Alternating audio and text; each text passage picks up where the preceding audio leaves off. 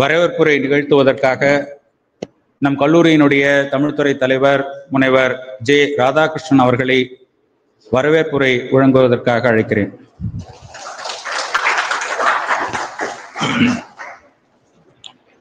எல்லாம் வல்ல இறையருளையும் குருவருளையும் மனம் மொழி மெய்களால் வணங்கி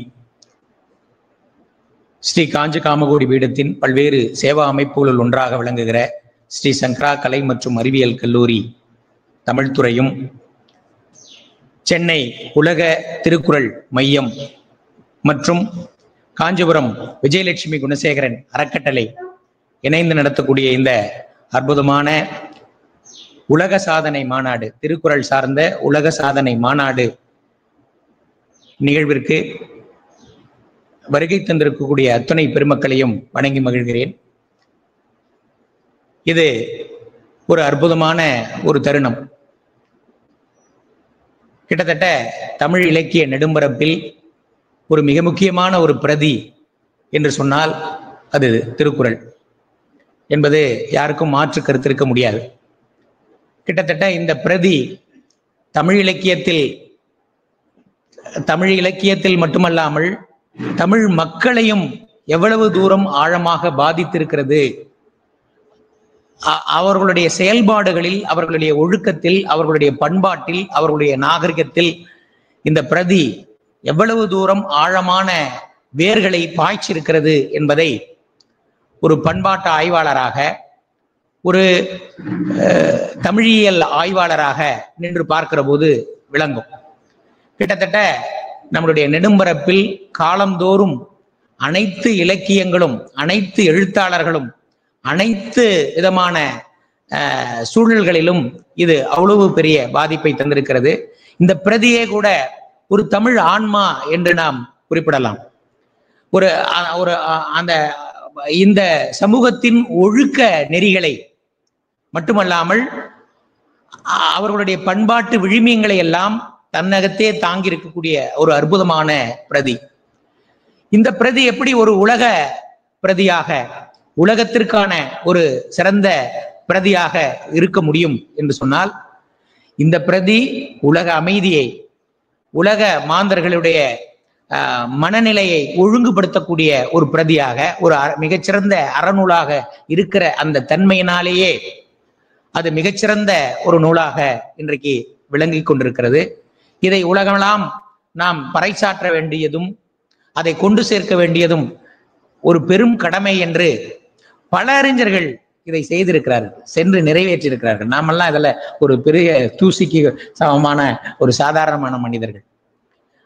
அந்த எவ்வளவு செய்திருக்கிற அந்த செயல்பாட்டின் ஒரு வழியாக இன்றைக்கு மீண்டும் மீண்டும் அவை நினைக்கப்படுவது என்பது அந்த மகமாத்தான பிரதியை அதில் ஒரு கூறாவது நம்முடைய வாழ்க்கையில் நாம் பின்பற்றுவதற்கும், நாம் அதிலிருந்து சில செய்திகளை மேல மேல நினைந்து கொள்வதற்கும் ஒரு வாய்ப்பாக அமையும் என்ற நிலையில்தான் இன்றைக்கு பண்ணி பல நிகழ்ச்சிகளை தமிழ் உலகம் செய்து கொண்டே இருக்கிறது.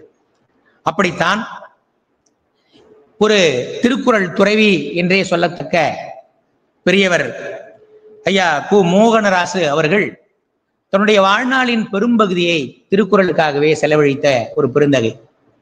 சென்னை பல்கலைக்கழகத்தில் தமிழ் திருக்குறள் இருக்கை என்ற அந்த இருக்கையிலே பல்லாண்டுகள் பணி செய்த காலங்களில் திருக்குறள் சார்ந்த பணிக்கு மட்டுமே தன்னுடைய பணி என்ற நிலையிலே பல ஆயிரக்கணக்கான நூல்களை திரட்டுவது, அவற்றை ஆய்வுக்குட்படுத்துவது, பல்வேறு நிலைகளில் திருக்குறள் பரப்பும் செயல்களை செய்வது என்று தன்னுடைய வாழ்நாளை அர்ப்பணித்துக் கொண்டார். கிட்டத்தட்ட 100க்கும் மேற்பட்ட நூல்களை திருக்குறளில் உருவாக்கி இருக்கிறார். அவருடைய அமைப்பு தான் இந்த உலக திருக்குறள் மையம் என்று சொல்லக்கூடிய இந்த அற்புதமான அமைப்பு. உலகம் தழுவிய நிலையிலே பல்வேறு அறிஞர்களை, பல்வேறு அமைப்புகளை, பல்வேறு தமிழ் ஆர்வலர்களை எல்லாம் ஒருங்கிணைக்கக்கூடிய ஒரு அமைப்பாக அது இருந்து பல கிளைகளை பரப்பி பல்வேறு சாதனை நிகழ்ச்சிகளை செய்து கொண்டிருக்கிறது. குறிப்பாக வள்ளுவர் கோட்டத்திலே தொடர்ந்து ஆய்வு அரங்கங்களை, பொழிவுகளை, திருக்குறளை மையமிட்டு பல்வேறு நிகழ்ச்சிகளை எல்லாம் ஒருங்கிணைத்து நடத்தி கொண்டிருக்கக்கூடிய பெருந்தகை. அவருடைய சிந்தனையில் ஏற்பட்ட ஒரு மாநாடு தான் இந்த உலக அளவிலே 100 இடங்களிலே 100 தலைப்புகளிலே, திருக்குறள் சார்ந்த தலைப்புகளிலே 100 ஆய்வு மாநாடுகளை நடத்தி ஒரு சாதனையை பதிவு செய்ய வேண்டும் என்பது.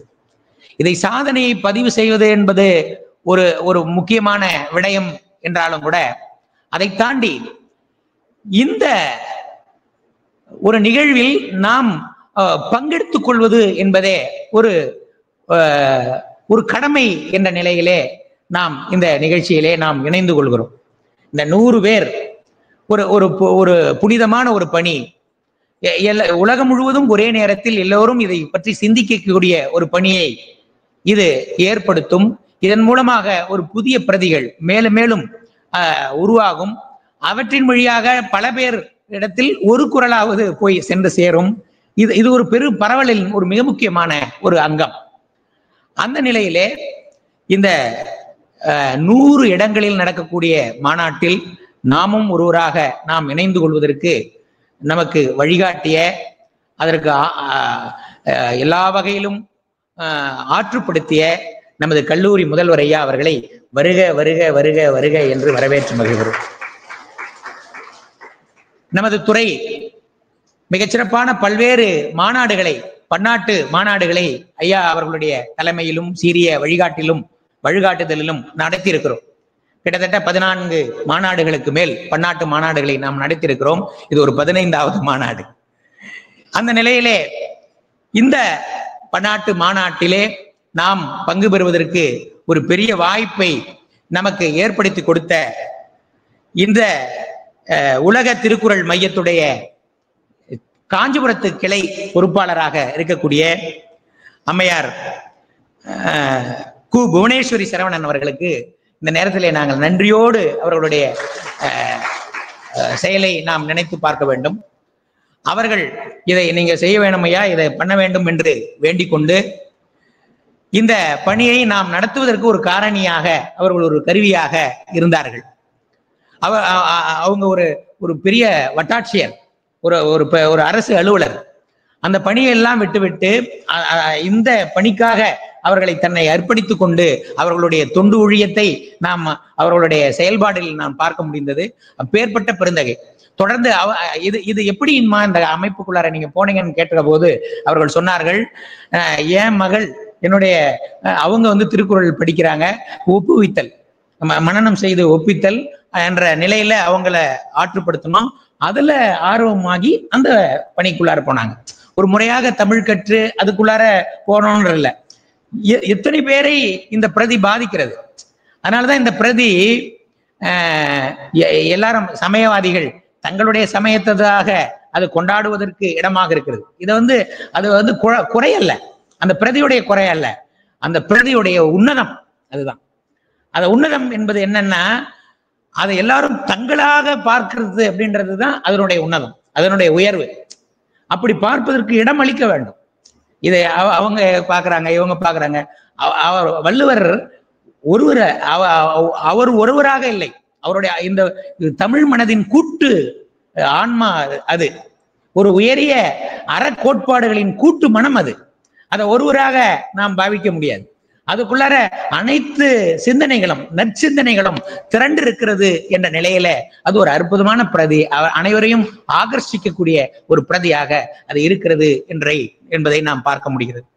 அந்த வகையிலே இந்த பணிக்கு நம்மை ஆட்படுத்திய விஜயலட்சுமி குணசேகரன் அறக்கட்டளையை சார்ந்த அம்மையார் திருமதி கு புவனேஸ்வரி சரவணன் அவர்களுக்கு மீண்டும் ஒரு முறை வருக வருக வருக என்று வரவேற்று மகிழ்கிறோம். இந்த அற்புதமான பிரதியிலே இதை எவ்வாறு நடத்துவது என்கிற போது எங்கள் கல்லூரி தமிழ் பேராசிரியர்களே இந்த தலைப்பிற்கு, இந்த 100 தலைப்புகளில் ஒரு தலைப்பை தேர்வு செய்து அதை நாமே ஆய்வு கட்டுரைகளை வழங்கிவிடலாம், இப்படி நாம் செய்யலாம் என்று திட்டமிட்ட போது இந்த பிரதியை வெளியிடுவதற்கு யார் பொருத்தமானவர் நாம என்று யோசித்த போது மிகச்சிறந்த ஆளுமை, தன்னுடைய வாழ்நாளை ஒரு சமூக பணிக்கும் கலை பண்பாடு வரலாறு என்ற நிலைக்கும் தன்னை ஆட்படுத்தி கொண்ட ஒரு தூய ஆன்மா என்று சொன்னால் அது பேராசிரியர் ஐயா அண்ணாதுரை ஐயா அவர்கள். கிட்டத்தட்ட ஆசிய பண்பாட்டு ஆய்வு மையத்தின் நிறுவனராக இருந்து பல பணிகளை, புக் கிளப் என்று ஒன்று அமைத்துக் கொண்டிருக்கிறார். தொடர்ந்து கலை பண்பாடு சார்ந்த பல்வேறு பயிலரங்கங்களை திட்டமிட்டு நடத்தி கொண்டிருக்கிறார். பல கண்காட்சிகளை ஏற்பாடு செய்திருக்கிறார். நம்மோடு இணைந்தும் கூட அவர் பல பயிலரங்கங்களை ஒர்க் ஷாப் என்று சொல்லக்கூடிய மிகச்சிறந்த பணிகள், அந்த கலை சுவர் ஓவியங்கள், அதெல்லாம் பெரிய பணி. பழங்குடிகளுடைய அந்த ஓவியங்கள், அதை பற்றியான பதிவு, இதெல்லாம் அவ்வளவு பணிகள், விழாக்கள், திருவிழாக்கள், ஒவ்வொன்றுத்திலும் இருக்கிற சமூக பொருளாதார காரணிகள், உறவுகள். இப்ப அண்மை காலமாக அவருடைய எண்ணம் முழுவதும் மொழியியலில் இறங்கி இருக்கிறது. மொழியியல், பொருளாதாரம், இந்த எல்லா சார்ந்த ஒரு கூட்டு உணர்வு தமிழர்களுக்கு போய் சேர வேண்டும், அவர்களுடைய உணர்ச்சிக்கு போய் சேர வேண்டும், இவற்றையெல்லாம் ஆவணப்படுத்த வேண்டும் என்ற பெரு உணர்ச்சிக்கு சொந்தக்காரராக இருக்கக்கூடிய ஐயா, உணர்ச்சிக்கு மட்டுமல்ல அறிவுக்கும் சொந்தக்காரராக இருக்கக்கூடிய ஐயா அண்ணாதுரை ஐயா அவர்கள் இதை வெளியிடுவது, இந்த பிரதியை, இந்த கட்டுரைகளை மேலும் ஒரு புது பரிமாணத்திற்கு கொண்டு செல்லும் என்ற வகையிலே அவர்களை அழைத்தோம். அந்த குறைந்த நேர அழைப்பிலே ஏற்று இங்கே வருகை தந்திருக்கக்கூடிய அந்த பெருந்தகையினை வருக வருக வருக என்று வரவேற்று மகிழ்கிறோம். அதே போல நான் இந்த காஞ்சி மாநகரத்திற்கு வந்து நுழைந்த காலகட்டம் தொட்டு நான் கேள்விப்பட்டு கொண்டு இருக்கக்கூடிய ஒரு ஆளுமை, இந்த சுப்பராய முதலியார் அரசு பள்ளி என்று நினைக்கிறேன். அந்த பள்ளியிலே தொடர்ந்து மாதந்தோறும் திருக்குறள் வகுப்புகளை நடத்துவது, திருக்குறள் போட்டிகளை நடத்துவது, தொடர்ந்து பள்ளி கல்லூரி மாணவர்களுக்கு திருக்குறள் சார்ந்த பயிற்சிகளை வழங்குவது, அவர்களுக்கு அது சார்ந்த பரிசுகள் எல்லாம் எங்கெங்கு கிடைக்கிறது அதெல்லாம் வாங்கி தருவது, நிறைய பரிசு பொருட்களை வழங்குவது என்ற நிலையிலே தன்னை ஆற்றுப்படுத்தி கொண்டிருந்த பெரியவர் ஐயா அந்த உலக பொதுமறை திருக்குறள் பேரவையுடைய நிறுவனர், பயிற்றுனர் ஐயா குறளமிழ்தன் ஐயா அவர்கள். அவர்களை அவ்வப்போது கேட்டிருந்தேன். அதனால இந்த நூல் வெளியிடுகிற போது நிறைய நாள் தொடர்பு இல்லை, இருந்தாலும் அதன் பழைய எண்களை பார்த்து கேட்கிற போது அவர்களும் அதே என்னையும் நினைவு வைத்திருந்தார். அவர் செயல்பாடும் அதே மாதிரி செயல் வைத்திருந்தார். பேசிய போதே ஒன்று சொன்னார், சங்கரா கல்லூரியை தான் நான் நினைத்து கொண்டே இருந்தேன். ஏனென்றால் அண்மையில் நடந்த டிசம்பர் 31-30 காலத்துல இந்த கன்னியாகுமரியிலே எழுந்திருக்கக்கூடிய அந்த திருக்குறளுவர் சிலையை ஒட்டிய ஒரு கருத்தரங்கம். அந்த கருத்தரங்கத்தை ஒட்டி நம் மாணவர்கள் சில பொருண்மைகளிலே கட்டுரைகளை வாசித்தார்கள், உரைகளை வாசிக்க சென்றிருந்தார்கள். அரசு ஏற்பாட்டில் நடந்த அந்த நிகழ்ச்சியில அவர் நடுவராக இருந்திருக்கிறார், அதை ஒருங்கிணைக்கக்கூடியவராக இருந்திருக்கிறார். அதுல நம் மாணவர்கள் தான் மிகச் சிறப்பாக கட்டுரைகளை வாசித்தார்கள் என்ற அந்த மகிழ்ச்சியை அவர் பகிர்ந்து கொண்டார்.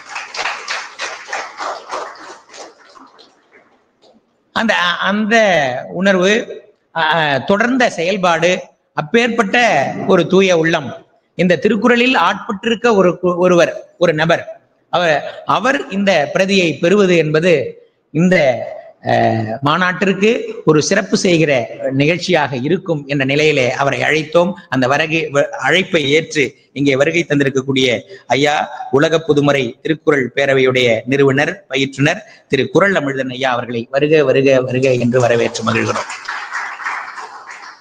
இது ஒரு செயல்பாடு. கிட்டத்தட்ட நம் துறையிலே 20 பேராசிரியர் பெருமக்கள் இருக்கிறார்கள். இது ஒரு திட்டமாக, ஒரு வரைவு திட்டமாக ஒரு 16 கட்டுரைகள் தான் தலைப்பு கொடுத்திருக்கிறார்கள். இந்த 16-15 தலைப்புகளிலே நாம் ஆளுக்கு ஒன்று எடுத்துக்கொள்ளலாம் என்ற அழைப்பு விடுத்த போதே அதை அவரவர்கள் எடுத்துக்கொண்டு அது சார்ந்த பணியை செய்து இதை வகுப்பறையிலும் இந்த ஆய்வு திட்டத்தை தொடர்ச்சியாக நடத்தி மிகச்சிறப்பாக இந்த ஆய்வு கட்டுரைகளை வழங்கியிருக்கக்கூடிய எங்கள் கல்லூரி பேராசிரியர் பெருமக்கள், ஆய்வாளர்கள் அனைவரையும் வருக வருக வருக என்று வரவேற்று மகிழ்கிறோம். இன்றைக்கு கூட இந்த மாநாட்டு பணிகளிலே பல்வேறு பணிகளை எல்லாம் அவர்களாகவே ஏற்றுக்கொண்டு மிகச் சிறப்பாக இதை நடத்தி கொண்டிருக்கிறார்கள். இதற்கெல்லாம் எங்கள் கல்லூரி முதல்வர் ஐயா அவர்களுடைய வழிகாட்டுதலும் அவர்களுடைய செயல்பாடுகளும் அதனுடைய பார்த்து வளர்ந்த நம் துறை பேராசிரியர் பெருமக்கள் மிகச்சிறப்பாக இதை ஒருங்கிணைத்திருக்கிறார்கள். அவர்களுக்கு அனைவருக்கும் இந்த நேரத்தில் நன்றியோடு வரவேற்று மகிழ்கிறேன். அதே போல எம் துறை மாணவ செல்வங்கள், பிறத்துறை பேராசிரியர் பெருமக்கள், இங்கே வருகை தந்திருக்கக்கூடிய பேராசிரியர் பெருமக்கள் அனைவரையும் வருக வருக என்று வரவேற்று மகிழ்கிறேன். மேலும் இதை கண்ணுற்று கொண்டிருக்கக்கூடிய, இதற்கு காரணமாக இருக்கக்கூடிய இணைய வழியாக பார்த்து கொண்டிருக்கக்கூடிய அத்துணை நல்ல உள்ளங்களுக்கும் எங்களுடைய வரவேற்பையும் அன்பையும் தெரிவித்துக் கொள்கிறோம். அதே போல எங்கள் கல்லூரியுடைய சுருதி சமுதாய வானொலி நிலையம் அவர்களுடைய பணிகள் இன்றைக்கு வேறு இருக்கிறது.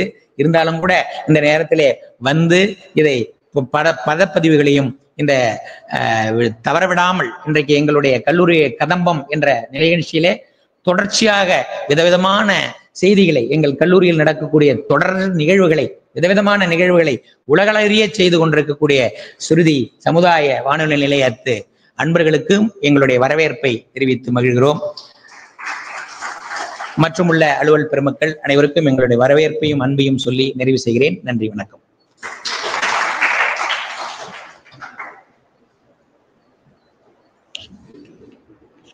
நமது ஸ்ரீ சங்கரா கலை மற்றும் அறிவியல் கல்லூரி சமூக முன்னேற்றத்தையே நோக்கமாக கொண்டு சிந்திக்கிற, செயல்படுகிற, சமூக விழுமியங்களை மீட்டெடுக்கிற ஒரு கல்லூரியாக விளங்கி கொண்டிருக்கிறது.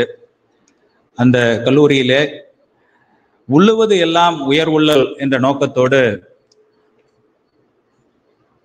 செய்கின்ற செயல்பாடுகள் எல்லாவற்றிலும் இந்த சமூகம் பயன்பெற வேண்டும் என்கிற ஒரே கண்ணோட்டத்தோடு நம்முடைய கல்லூரியிலே பல்வேறு நிகழ்வுகளை, சமுதாய பணிகளை மேற்கொண்டு வருகிறது. அப்படிப்பட்ட இந்த நிகழ்வுகளுக்கெல்லாம் மூல காரணமாக இருந்து செயல் வடிவம் தந்து கொண்டிருக்கக்கூடிய எங்கள் கல்லூரியினுடைய முதல்வர் முனைவர் கலையராம வெங்கடேசன் ஐயா அவர்களை தலைமை உரை வழங்க அழைக்கிறேன்.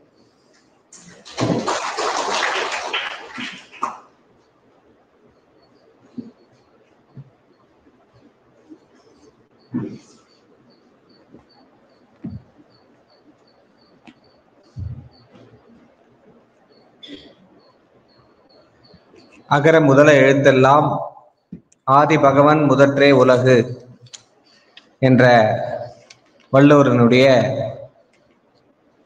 வாக்கிற்கிணங்க திருக்குறள் உலக சாதனை மாநாடு 100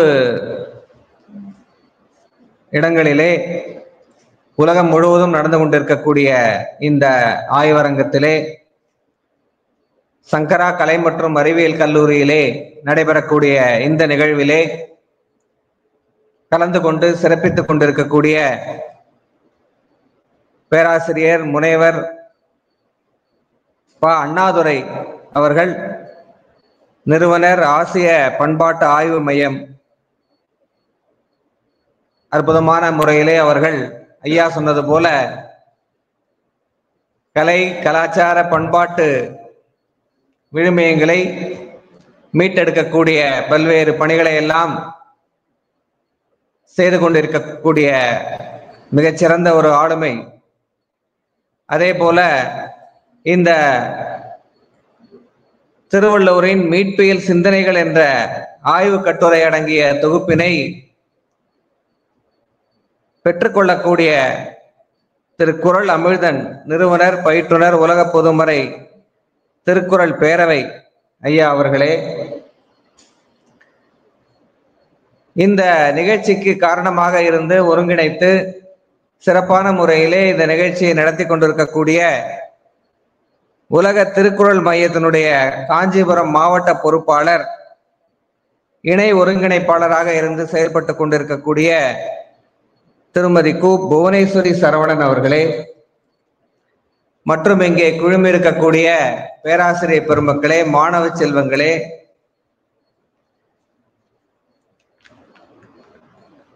இந்த ஆய்வரங்கத்தினுடைய தலைப்பு திருவள்ளுவரினுடைய மீட்பியல் சிந்தனைகள் என்ற தலைப்பிலே இந்த ஆய்வரங்கமானது நடைபெற்றுக் கொண்டிருக்கின்றது. இந்த மீட்பியல் சிந்தனைகளை பற்றி இந்த புத்தகத்திலே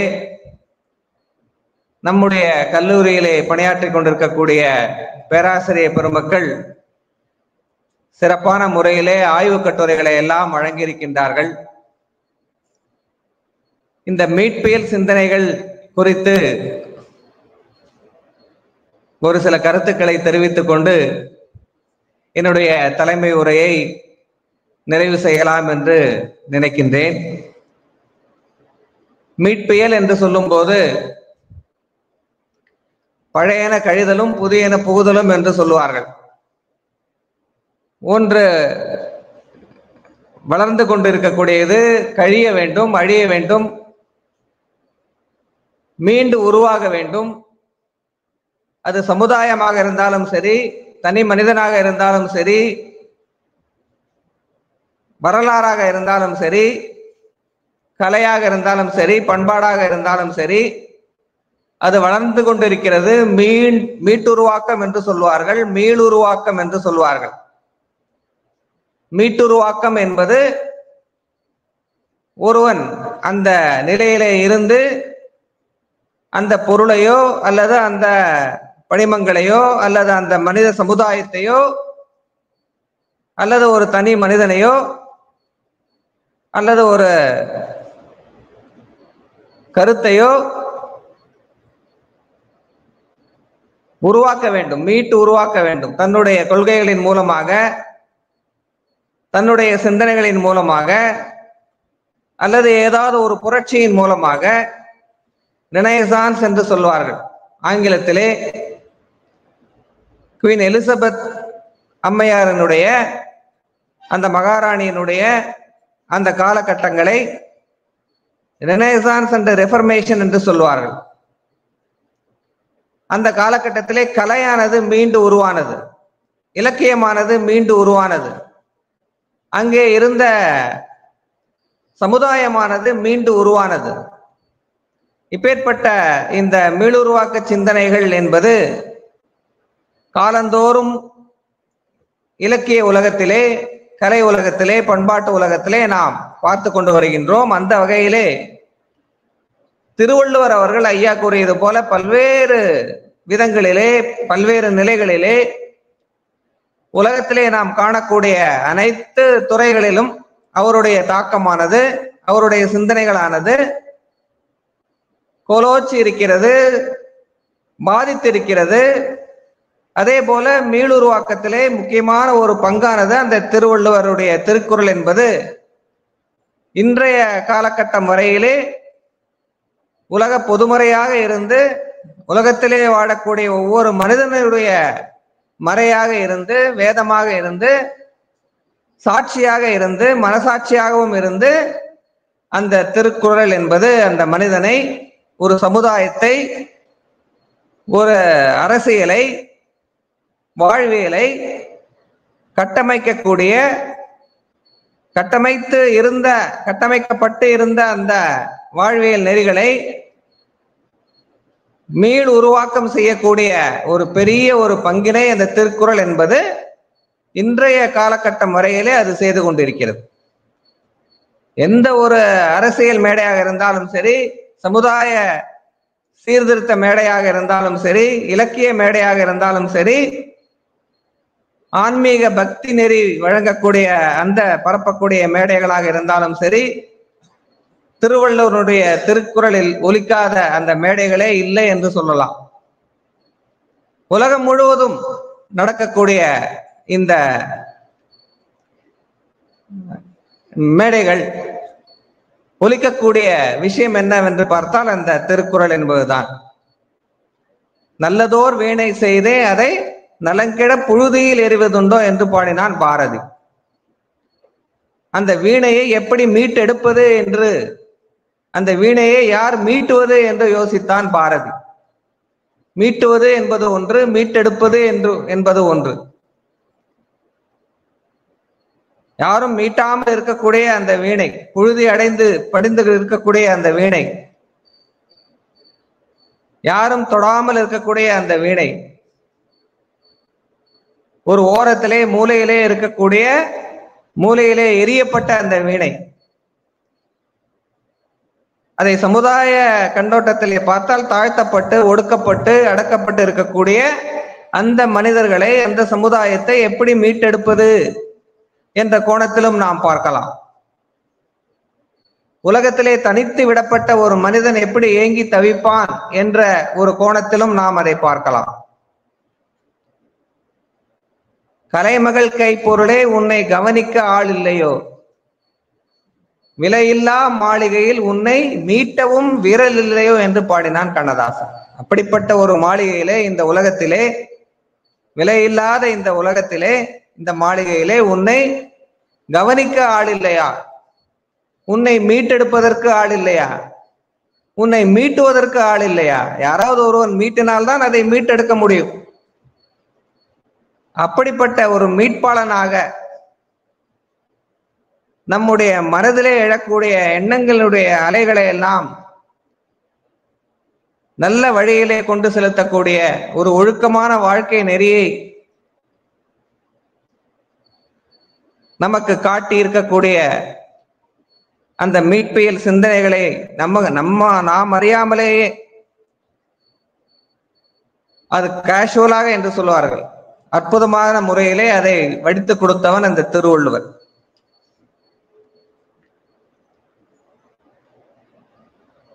மீண்டது என்பது காணப்படும். ஏதாவது ஒன்று அழிந்து மீண்டது என்றால்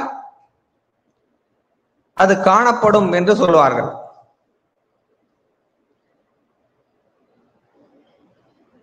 செயல்களால் காணப்படும். நம்முடைய செயல்களால் நாம் எப்படி மீண்டிருக்கிறோம் என்பது, ஒரு தனி மனிதனை எடுத்துக்கொண்டால் அவனுடைய சைக்கலாஜிக்கலா அவன் டிப்ரெஸ் ஆகியிருந்தான் அப்படின்னா, மனதளவிலே அவன் பாதிக்கப்பட்டிருந்தான் என்று சொன்னால்,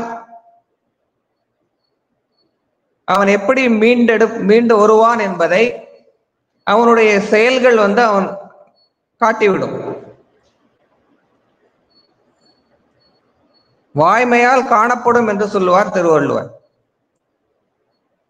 புறந்தூய்மை நீரால் அமையும், அகந்தூய்மை வாய்மையால் காணப்படும் என்று சொல்லுவார் திருவள்ளுவர். அந்த வாய்மை நெறியிலே அந்த ஒரு மனிதனை, தனி மனிதனை, ஒரு விளிம்பிலே இருக்கக்கூடிய ஒரு மனிதனை, சமுதாயத்திலே விளிம்பிலே இருக்கக்கூடிய மனிதனாக இருந்தாலும் சரி, நான் ஒரு சைக்கலாஜிக்கலா நம்ம பார்த்தோம் அப்படின்னா,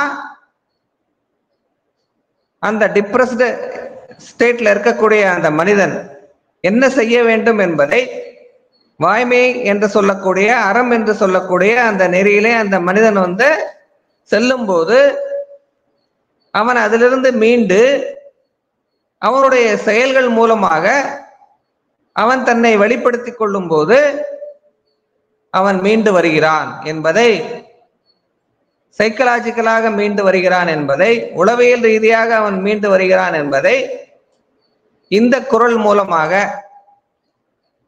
திருவள்ளுவர் அவர்கள் மிக அழகான முறையிலே அவர்கள் எடுத்து காட்டுகின்றார்கள்.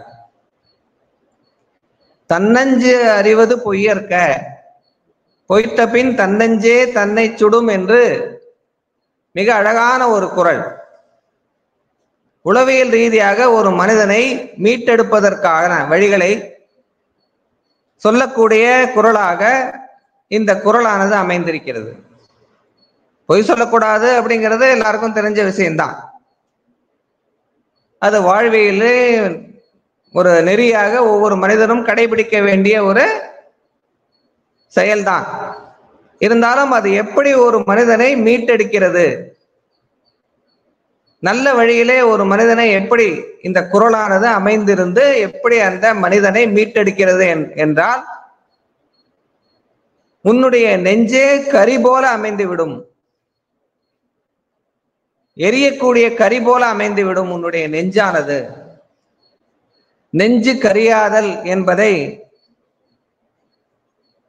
நெஞ்சகத்தில் குறுகிய கரி இல்லை என்று கலித்தொகைகளை கூறுகிறார்கள். நெஞ்சு போன்ற ஒரு கரி என்பது உலகத்திலே சிறிய அளவிலான ஒரு கரி, எரியக்கூடிய தீ போன்று எரியக்கூடிய ஒரு கரியானது நெஞ்சை விட வேறு எதுவுமே இல்லை என்று கலித்தொகையிலே குறிப்பிடுகிறார்கள். அதைத்தான் திருவள்ளுவர் தன்னஞ்சே தன்னை சுடும் என்று சொல்கின்றார். கில்ட் கான்சியஸ்னஸ் என்று ஆங்கிலத்திலே இதை கூறுவார்கள். செல்ஃப் அட்மானிஷன் என்று சொல்வார்கள் ஆங்கிலத்திலே, இலக்கியத்திலே, சைக்காலஜியிலே, உளவியல் ரீதியாக இதை செல்ஃப் அட்மானிஷன் என்று சொல்வார்கள். ஒவ்வொரு மனிதனும் செல்ஃப் கிரிட்டிசிசம் என்று செய்து பார்க்க வேண்டும். செல்ஃப் ரெட்ராஸ்பெக்ஷன் என்று சொல்வார்கள். வள்ளுவருடைய குறள்கள் எல்லாமே சொல்லுவதற்கு மட்டுமல்ல, வாழ்வியலே நாம் கடைபிடிக்க வேண்டிய விஷயங்கள். ஒரு சில மேடைகளிலே குரலை பேசிவிட்டு செல்லக்கூடிய மேடைகளை எல்லாம் கூட நாம் பார்த்திருக்கிறோம். ஆனால் அப்பேற்பட்ட அந்த குரலை நாம் வாழ்க்கையிலே பின்பற்றும் போது இந்த செல்ஃப் அட்மானிஷன் என்று சொல்லக்கூடிய, செல்ஃப் கிரிட்டிசிசம் என்று சொல்லக்கூடிய, செல்ஃப் ரிஃப்ளெக்ஷன் என்று சொல்லக்கூடிய இவை எல்லாம் நம்முடைய மனதிலே நடந்தால்தான் நம்முடைய உளவியல் ரீதியாக நம்மை நாம் மீட்டெடுத்துக் கொள்ள முடியும் என்பதைத்தான், நம்முடைய நெஞ்சானது கரியாக இருந்து அதை எரிந்து இந்த தீய விஷயங்களை எல்லாம், பொய் போன்ற தீய விஷயங்களை எல்லாம் அது சுட்டு எரித்து விட்டு, பொய்யிலே திளைத்த ஒருவன் தன்னை மீட்டுக் கொள்வது எப்படி என்றால் அந்த நெஞ்சானது கரியாகி அவனை சுட வேண்டும். அப்படி சுடும்போது அவன் தானே தன்னை மீட்டெடுத்துக் கொள்கின்றான் என்று உளவியல் ரீதியான முறையிலே இந்த குரலானது நமக்கு மிகச்சிறந்த முறையிலே இந்த குரல் அமைந்திருக்கிறது. சைக்கலாஜிக்கலா பார்க்கும்போது, சோசியலா நீங்க நிறைய இந்த கட்டுரைகள், சிறப்பான கட்டுரைகள், பெண்ணியல் குறித்த மீட்பியல் சிந்தனைகள், சமுதாய மறுமலர்ச்சி குறித்த மீட்பியல் சிந்தனைகள், சொல் குறித்த மீட்பியல் சிந்தனைகள், செயல் குறித்த மீட்பியல் சிந்தனைகள் எல்லாம் இந்த புத்தகத்திலே அற்புதமான முறையிலே எழுதியிருக்கின்றார்கள். அதுபோல இந்த உளவியல் ரீதியான கருத்துக்களை எல்லாம் கூட உளவியல் மீட்பியல் சிந்தனைகள், தனி மனித உளவியலுடைய மீட்பியல் சிந்தனைகளை இப்பேற்பட்ட குரல்கள் எல்லாம் நமக்கு திருவள்ளுவர் வழங்கி, ஒரு தனி மனிதன் தன்னுடைய வாழ்விலே எப்படி தன்னை மீட்டெடுத்துக் கொள்வது உளவியல் ரீதியாக என்பதையெல்லாம் சிறப்பான முறையிலே திருவள்ளுவர் அவர்கள் நமக்கு வழிகாட்டி இருக்கின்றார்கள். அப்பேற்பட்ட நெறிகளை எல்லாம் நாம் ரிஃப்ளெக்ஷன் என்று சொல்லக்கூடிய, அந்த நினைத்து பார்க்கக்கூடிய, எண்ணி பார்க்கக்கூடிய, சிந்தித்து பார்க்கக்கூடிய, செயல்படுத்தி பார்க்கக்கூடிய ஒரு வாய்ப்பினைத்தான் இந்த திருக்குறள் உலக நூல், திருவள்ளுவரின் மீட்பியல் சிந்தனைகள், இந்த உலக சாதனை மாநாட்டு ஆய்வு கோவையானது நமக்கு ஒரு வாய்ப்பினை வழங்கி இருக்கிறது. இந்த கருத்தரங்கம், இந்த பன்னாட்டு கருத்தரங்கம் நமக்கெல்லாம் ஏற்பட்ட விஷயங்களை சிந்திப்பதற்கு ஒரு வாய்ப்பினை வழங்கி இருக்கிறது. இப்பேற்பட்ட ஒரு சிறந்த வாய்ப்பினை எங்களுக்கெல்லாம் ஏற்படுத்தி கொடுத்த திருக்குறள் உலக சாதனை மாநாட்டை சிறப்பான முறையிலே ஆர்கனைஸ் பண்ணி நடத்தி கொண்டிருக்கக்கூடிய திருக்குறள் தூயர் பேராசிரியர் முனைவர் மோகனராசு தலைவர், உலக திருக்குறள் மையம் அவர்களுக்கு எங்களுடைய பணிவான நன்றியறிதலை இந்த நேரத்திலே தெரிவித்துக் கொண்டு, இந்த காஞ்சிபுரத்திலே, இந்த மாவட்டத்திலே இணை ஒருங்கிணைப்பாளராக இருந்து, ஐயா சொன்னது போல மாவட்ட வட்டாட்சியராக இருந்தாலும் தன்னுடைய பணியையும் செய்து கொண்டு, தன்னுடைய பணியை மறந்து விட்டார் என்றால் தன்னுடைய பணியையும் செய்து கொண்டு இந்த பணியையும் சிறப்பான முறையிலே ஒருங்கிணைத்து செய்து கொண்டிருக்கக்கூடிய திரு புவனேஸ்வரி சரவணன் அவர்களுக்கு எங்களுடைய மனமார்ந்த பாராட்டுக்களையும் நன்றியறிதலையும் தெரிவித்துக் கொள்கின்றோம். அதே போல இந்த நூலை வெளியிடக்கூடிய எங்களுக்கு உற்றுத்துணையாக இருந்து சிறப்பான முறையிலே எங்களை எல்லாம் வழிகாட்டி கொண்டிருக்கக்கூடிய பேராசிரியர் முனைவர் ப. அண்ணாதுரை, நிறுவனர், ஆசிய பண்பாட்டு ஆய்வு மையம் அவர்களுக்கும் எங்களுடைய மனமார்ந்த நன்றியர்களை தெரிவித்துக் கொள்கின்றோம்.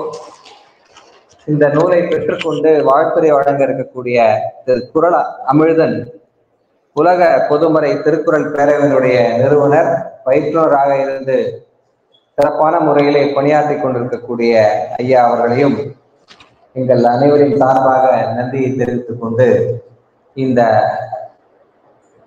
கட்டுரைகளை எல்லாம் எழுதியிருக்கக்கூடிய, ஆய்வு கட்டுரைகளை வழங்கியிருக்கக்கூடிய பேராசிரியர் பெருமக்கள் அனைவருக்கும், குழுமி இருக்கக்கூடிய அனைத்து மாணவ செல்வங்களுக்கும் என்னுடைய நன்றியை தெரிவித்துக் கொண்டு, பாராட்டினை தெரிவித்துக் கொண்டு, இந்த நிகழ்ச்சிகளை சிறப்பான முறையிலே ஒருங்கிணைத்துக் கொண்டிருக்கக்கூடிய தமிழ்துறை தலைவர் முனைவர் திரு ராதாகிருஷ்ணன் அவர்களுக்கு எங்களுடைய சிறந்த பாராட்டுகளை தெரிவித்துக் கொண்டு, இது போன்ற நல்ல நிகழ்ச்சிகளை தொடர்ந்து நடத்துவதற்கு எங்களுடைய நிர்வாகத்தினுடைய துணை அவருக்கு எப்பொழுதும் இருக்கும் என்று தெரிவித்துக் கொண்டு விடைபெறுகிறேன். நன்றி, வணக்கம்.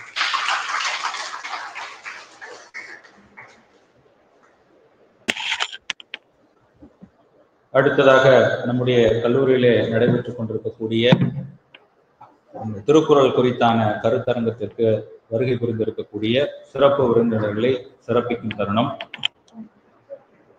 முதலாவதாக காஞ்சிபுரம் ஆசிய பண்பாட்டு ஆய்வு மையத்தினுடைய நிறுவனர் பேராசிரியர் முனைவர் ப. அண்ணாதுரை அவர்களுக்கு நம் கல்லூரியினுடைய முதல்வர் அவர்கள் சிறப்பு செய்தார்.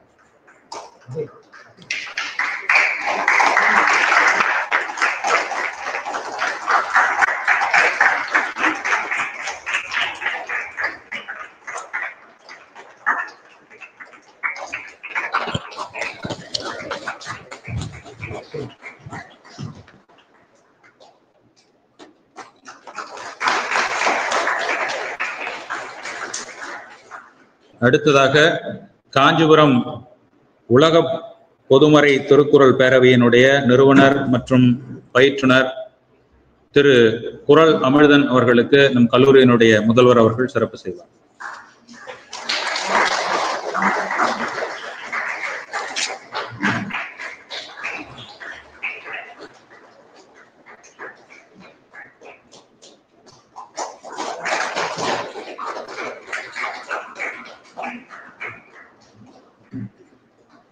நன்றி ஐயா. அடுத்ததாக கருத்தரங்க ஆய்வுக்கோவையினை வெளியிடுவதற்கான தருணம் இது. திருவள்ளுவரின் மீட்பியல் சிந்தனைகள் குறித்தான ஆய்வுக்கோவையினை வெளியிடுமாறு பேராசிரியர் முனைவர் ப. அண்ணாதுரை ஐயா அவர்களை கேட்டுக்கொள்கிறேன். அதனை பெற்றுக்கொள்ளுமாறு திரு குறள் அமிழ்தன் அவர்களை கேட்டுக்கொள்கிறேன்.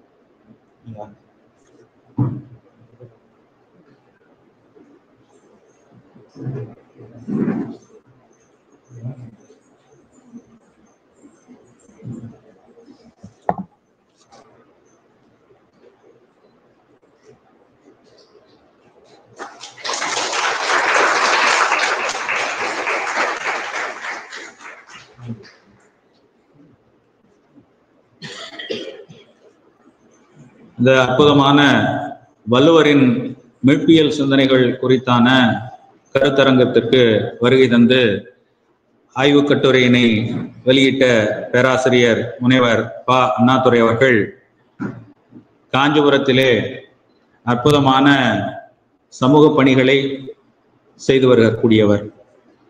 அவருடைய ஆசிய பண்பாட்டு ஆய்வு மையத்தினுடைய பல்வேறு செயல்பாடுகள் நம் காஞ்சிபுரத்தின் பெருமையை உலகறிய செய்யக்கூடிய பல்வேறு நிகழ்வுகளை நடத்தியிருக்கிறார். நம்முடைய கல்லூரியில் குறிப்பாக பல்வேறு நிகழ்வுகள் அவருடைய கூட்டிணைவோடு நடைபெற்று சிறந்து விளங்கி இருக்கிறது என்பதை நீங்கள் அறிவீர்கள். அந்த அடிப்படையில் இந்த கருத்தரங்கிற்கு வருகை தந்திருக்கக்கூடிய பேராசிரியர் முனைவர் ப. அண்ணாதுரை அவர்கள் இந்த கருத்தரங்க ஆய்வுக்கோவையை வெளியிட்டிருப்பது என்பது சால பொருத்தமானது. ஐயா அவர்களை இந்த கருத்தரங்குக்கு சிறப்புரை வழங்குமாறு அன்போடு அழைக்கிறேன்.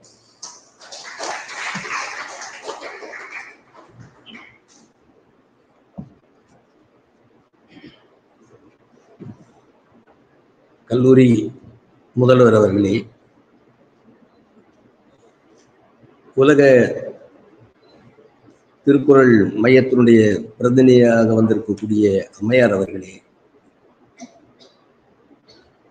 குறள் அமிழ்தன் அவர்களே, தமிழ்துறை தலைவர் அவர்களே, மற்றுமுள்ள பேராசிரியர்களே, அனைவருக்கும் என்னுடைய பணிவார்ந்த வணக்கம்.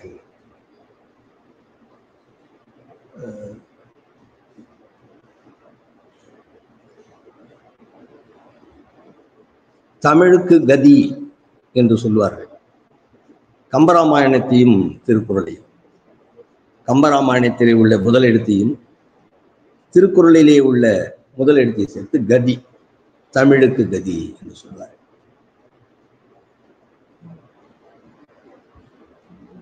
நான் கல்லூரி மாணவனாக இருந்த போது திருக்குறளை பற்றி பேசப்பட்டதை காட்டிலும் இன்று அதிகமாக பேசப்படுகிறது. 100 இடங்கள், 100 மலர்கள், 100 மாநாடு. மாநாடு என்றால் என்ன? சின்ன விஷயமா? பெரிய விஷயம். ஒரே நாள். இப்படியெல்லாம் பல்கி பெருகி இருக்கிறது திருக்குறள் சிந்தனை. வரவேற்கக்கூடியது. இப்போ நீங்க எல்லாம் வந்திருக்கீங்க, கொஞ்சம் இலகுவா உட்காந்துங்க. சிந்தனைய மனசை கொஞ்சம் நல்லா ஃப்ரீ பண்ணிங்க. இறுக்கமா இருக்க வேண்டாம்.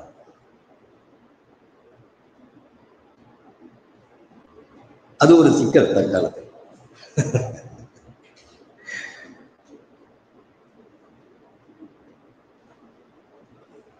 இது எப்படி மாத்துறது? இது ஒரு பெரிய சிக்கல், கிரைசிஸ்.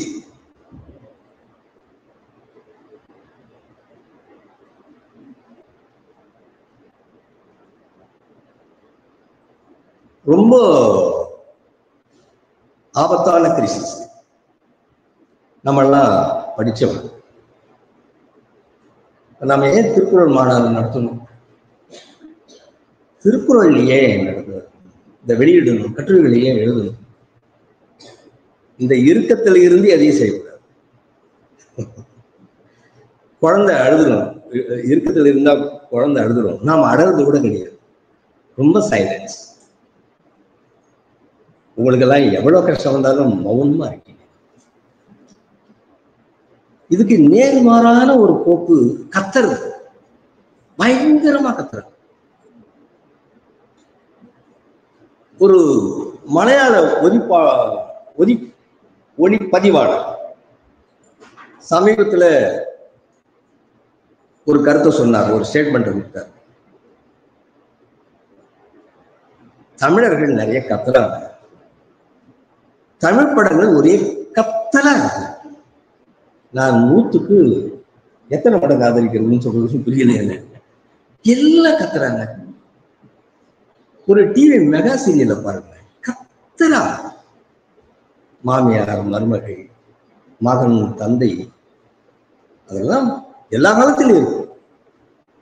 வள்ளுவர் காலத்தில் உள்ள பிரச்சனையை அவர் பேசுறாரு. பிறன்மனையில் நோக்காமல் இருப்பதுதான் பேராண்மைன்னு சொல்லலையா? அது அன்னைக்கு இருந்தது, இன்னைக்கு இருக்கு. ஆனா ஒரே மாதிரி இல்லை. வெறும் நூற்றாண்டு வேறுபாடுகள் மட்டுமல்ல, ஒவ்வொரு காலகட்டத்திற்கும் திருக்குறள் பொருள்பால் என்று சொல்வது போல ஒவ்வொரு காலகட்டத்திற்கு ஒரு பொருள் மாறுபடும். அதுவே இறுக்கமா இருக்கக்கூடாது. அது என்ன ஆகும்னா, ரொம்ப தவறான விஷயங்களுக்கு நம்ம உடன்பட்டுருவோம். பெண்களுக்கு இருக்கக்கூடிய பெரிய பிரச்சனை, பெண்ணியம் எழுதியிருக்கீங்க, நல்லா எழுதியிருக்கீங்க, எல்லாத்தையும் கவர் பண்ணியிருக்கீங்க.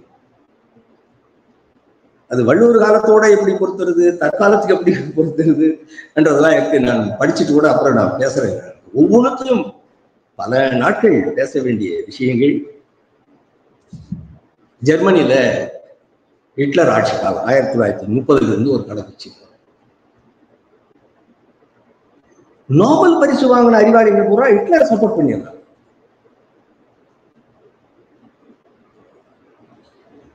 ஹிட்லர்னு பேசுறத நம்ம விளக்க வேண்டாம். இப்போ தப்பு, ஹிட்லர்ன்ற ஒரு தப்பு. ஒரு ராவணன் இல்ல ஒரு சூரபத்மன், வேற எதுனா சொல்லுங்களேன் புராண கதையில இருந்து, அந்த மாதிரி ஒரு ஆள் அவரை சப்போர்ட் பண்ணிட்டாங்களே, எல்லாம் பேசாம இருந்தா.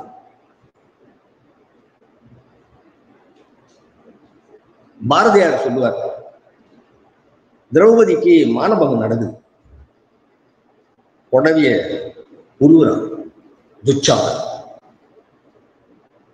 பாரதியார் பேசுவார், கதாசிரியர் நாவல்ல பேச முடியாது, கவிஞர் எங்க வேணாலும் பேசுவார், எப்படி வேணாலும் பேசுவார் கவிஞர். நெட்டை மரங்கள் என நின்றிருந்தார்கள். ரொம்ப பெரியவங்களா இருக்காங்க, பாடுஞ்சொல்லி கொடுத்த வாத்தியார், துரோணர், அவர் இவர் எல்லாம் நிக்கிறாங்க அந்த சபையில.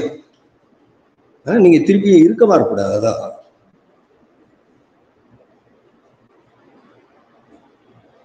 அந்த சபையில எப்பேற்பட்ட சபை அது, இப்படி நடக்குது, யாரும் ஒண்ணும் பேசல. நெட்டை மரங்களை போல் நின்றிருந்தார்கள். என்ன அருமையான ஒரு ஒரு அழகு, ஏஸ்தட்டிக்ஸ். நெட்டை மரம் சொல்லுது தமிழ் எனக்கு படிக்கிறது. இந்த சொற்கள் வள்ளுவர் காலத்தில். பெட்டை புலம்பல்கள், என்ன பயன்? பெட்டை புலம்பல்கள் சைலண்டா புலம்பிட்டு இருக்குது. அந்த மாதிரி ஒரு தருணம் கொண்டு உலகம் முழுவதும் ஒரு பெரிய ஷிஃப்ட் நடந்துட்டு இருக்கு. நீங்க உலகம் பேசலாம். உலகம் யாவையும் தாமுளவாக்களும் உலகத்தோடு ஒட்ட ஒழுகல் வள்ளுவர். பரிமேலழகர் என்ன விளக்கம் கொடுத்தாரு பார்க்கணும். நீங்க அவசியப்பட்டா புது விளக்கங்கள் கூட நீங்க கொடுக்க முடியும். ஏன்னா வள்ளுவர் காலத்துல இல்லாத அவ்வளவு துறைகள் நமக்கு வளர்ந்துருக்கு. இன்னைக்கு அவ்வளவு துறைகள் வளர்ந்துருக்கு. எனக்கு ஒன்னே ஒண்ணு மட்டும்தான் தெரியும் இருக்காதீங்க. இதான் நடந்தது ஜெர்மனில. எனக்கு கெமிஸ்ட்ரி மட்டும்தான் தெரியும். நான் நோபல் பரிசை வாங்கியிருக்கேன். ஹிட்லருடைய பாலிடிக்ஸ் எனக்கு தெரியாது.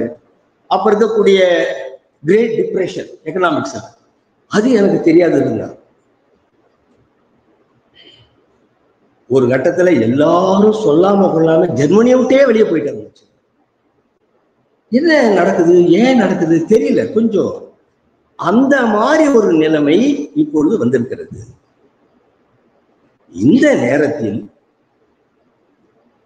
எப்பொருள் யார் யார் வாய் கேட்பினும் அப்பொருள் மெய்ப்பொருள் காண்பதறிவுன்னு வள்ளுவர் சொன்னாரு. அது நமக்கு கிளாசிக்ஸ். செம்மொழின்னா இப்படிதான் வளர்க்கணும். அதை கொண்டு திருப்பியும் நாம் 1930 ஒரு ட்ராப் பண்ணப்பட்ட அறிவாளிகள் மாதிரி இல்லாம அந்த வாய்ப்பு இந்தியாவில் இருக்கிறவங்க தான் அதிகமா இருக்காங்க. எடுத்து பேசுறது, சொல்றது நிறைய வாய்ப்பு.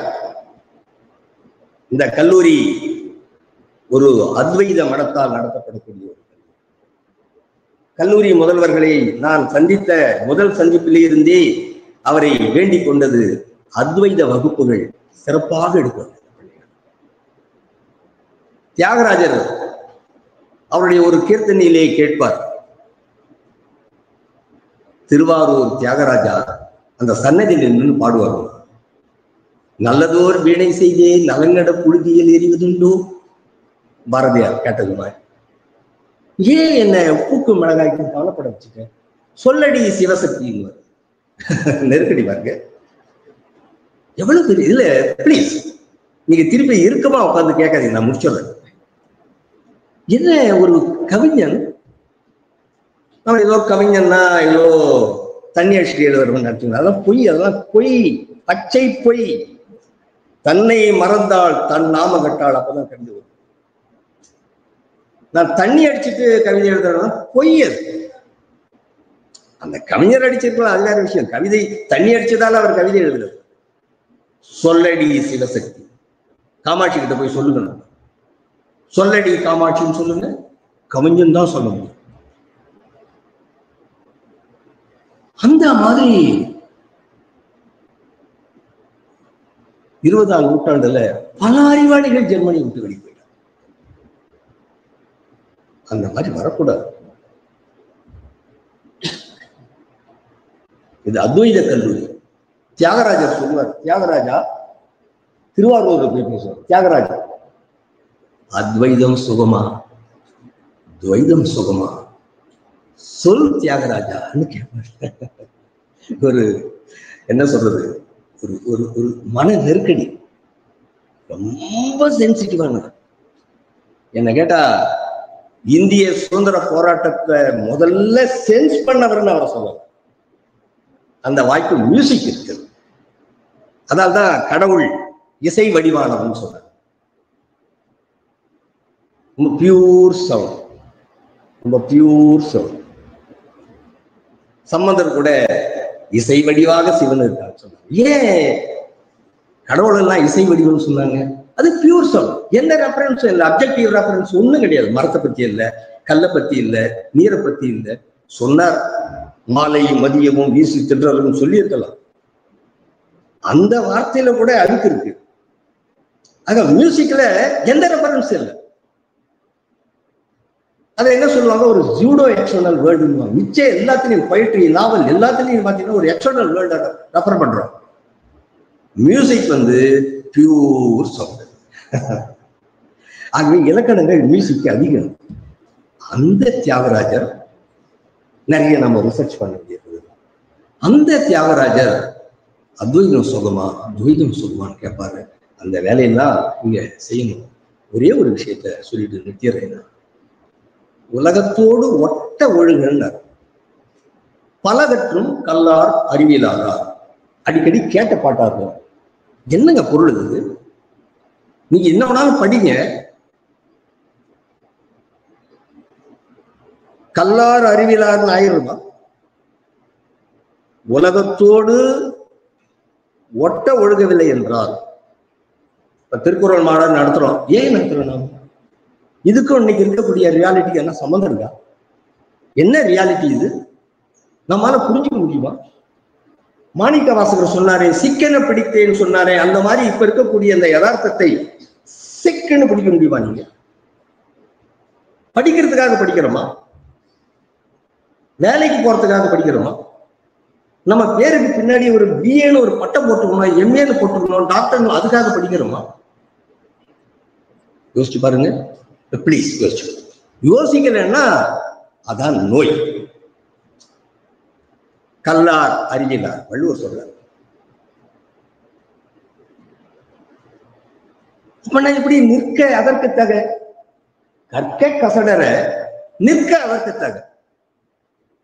நான் 1964-65 பியூசி படிக்கிறேன். அப்பவே சொன்னாங்கப்பா, திருக்குறள்லாம் படிக்கலாம், அதன்படி நடத்த முடியும். நாங்கெல்லாம் நம்பணும். எங்க வாத்தியாராச்சே. நான் வாத்தியார குறை சொல்லல, சத்தியமா குறை சொல்லல. அது ஒரு நெருக்கடி, ஒரு கேப், ஒரு இடைவெளி இன்னைக்கு அதிகமா இருக்குங்க. அப்புறம் எதுக்குங்க இந்த புத்தகம், எதுக்குங்க இந்த படிப்பு? வள்ளுவரை சொல்லலைன்னா நாம ஏன் படிக்கணும்? நாம என்ன புரிஞ்சுக்கணும்? நிற்க அதற்கு தக முடியும். பல கஷ்டங்கள் இருக்கு, பல தடைகள் இருக்கு, தாண்டணும். இவங்கெல்லாம் குருமா இருக்கு, வணங்கக்கூடிய எல்லா குருமா அன்பா இருக்கு. வாத்தியார் எல்லா வாத்தியாருக்கும் தான் அன்பா இருக்கு. இல்ல நான் என்ன முட்டாளா, லூசா அவரை தொட்டு வணங்குறதுக்கு? அவர் குரு. நம்ம ஊர் பிளீஸ், அப்பதான் நீங்க படிக்க முடியும். நாளைக்கு ஒரு கல்யாணம் பண்ணிக்கணும் குடிச்சிட்டு வந்து அடிப்பானே அவருக்கு, அது எப்படி பேஸ் பண்ண போறீங்க? எப்படி பேஸ் பண்ண போறீங்க? இடுக்கண் வருங்கால் நகுகேன்னு சொன்னார். எப்படி பேஸ் பண்ண போறீங்க? நம்மள பையன் நல்லா இல்லை இன்னைக்கு. ஏன் கேப் நிறைய இருக்கு. சொல்லுக்கும் செயலுக்கும் யதார்த்தத்துக்கும் அதை ரிஃப்ளெக்ட் பண்ற இந்த புத்தகங்களுக்கும் கேப் வந்துருச்சு. அவனை என்ன பயன், படிச்சு பயன் என்ன? நான் கல்யாணம் பண்ணிக்கினா நான் சந்திக்கிற பிரச்சனை வேற வருது. அப்ப எப்படி இதெல்லாம் உதவ போகுது? இது உதவலன்னா என்ன அர்த்தம்? அதுக்காக பாரதியார் எழுதினார், அதுக்காக தியாகராஜர் பாடினார், இதையா தொல்காப்பியர் இலக்கணமா வகுத்தார்? சத்தியமா இல்லை.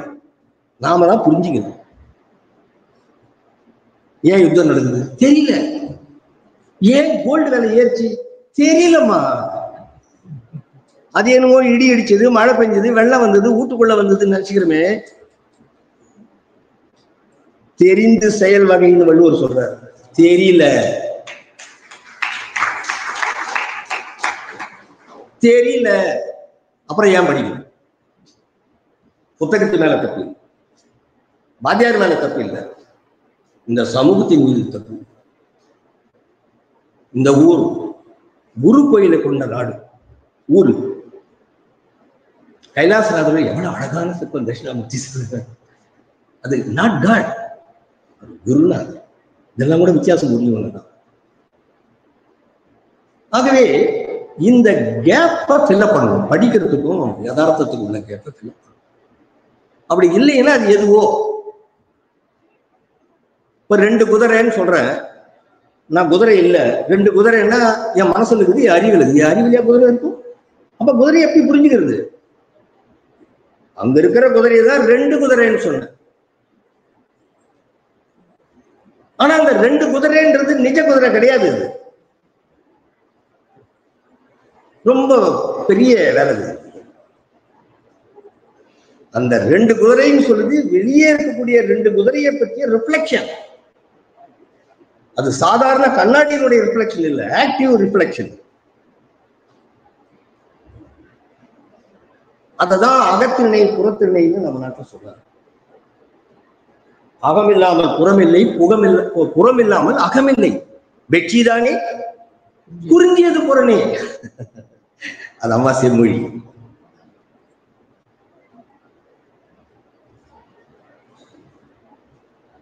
வள்ளுவர்கிட்ட போயிட்டு மீட்டு வருவோம். இந்த கேப்பை ஃபில்லப் பண்றதுக்கு தான் நம்ம வந்து பெரிய கேப் இல்ல, பெரிய கேப். நான் கொஞ்சம் கேள்வி பதிலா இருந்தா நல்லா இருக்குன்னு யோசிச்சேன். அது அப்புறம் வச்சுக்கலான்ட்டாங்க. இப்போ இது பெரிய கேப். இந்த இடம் புரியுதா? பெரிய கேப் இருக்குங்க. சொல்லுக்கும் செயலுக்கும் படிக்கிறதுக்கும் வார்த்தைக்கும் பெரிய கேப் இருக்குன்னு வச்சுக்கோங்க. அதாவது குருட்டுத்தனமா நம்ம வாழ்ந்துக்கிறோம்னு அர்த்தம்.